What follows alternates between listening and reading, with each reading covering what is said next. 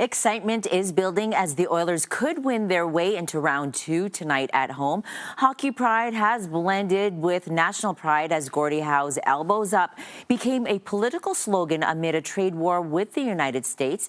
Joining us now is Stacy Lorenz, a sports historian at the University of Alberta. Now, Stacy, why did the elbows up resonate with so many? Well, I think this was one of those times when politics and sports collided in ways that we don't see every day, but definitely at these sort of magnified moments. And this one lasted a little bit longer than usual. And it did seem like every time we were turning around for the last few months, there's been from the Four Nations tournament and that heightened nationalism around Canada versus the U.S. and Donald Trump's threats of annexation and making Canada the 51st state.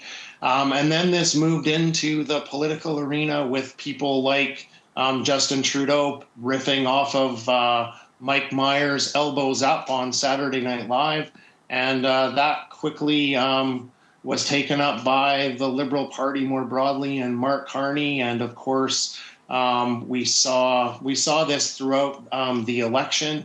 And it is rooted in actually a pretty accurate historical representation of Gordie Howe, who was not only known as Mr. Hockey, but also early in his career as Mr. Elbows. And that was the style that he brought, determined, physical, strong, defending his ground in the corners and along the boards, and also not hesitating to use his fists either.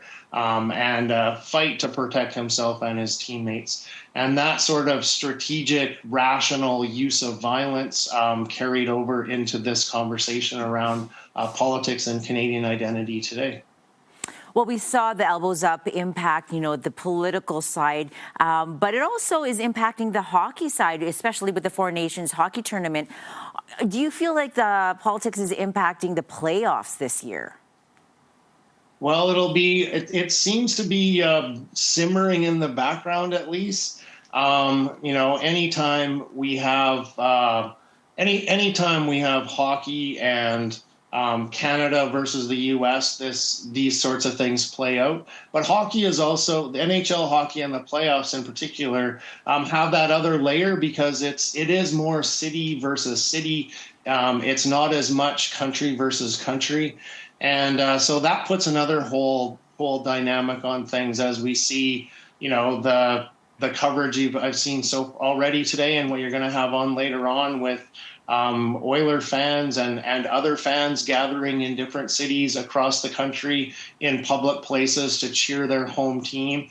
And so there is a little bit of a different angle there with politics when the NHL playoffs becomes more about that civic pride and community identity and, that long history, too, of athletes representing their towns, their cities, their communities, and carrying that banner of the city's identity out there against other cities. So we'll see if it does come down, as we move along and narrow the field to if some of our Canadian teams have success. I think we will perhaps see that a little bit more then, though.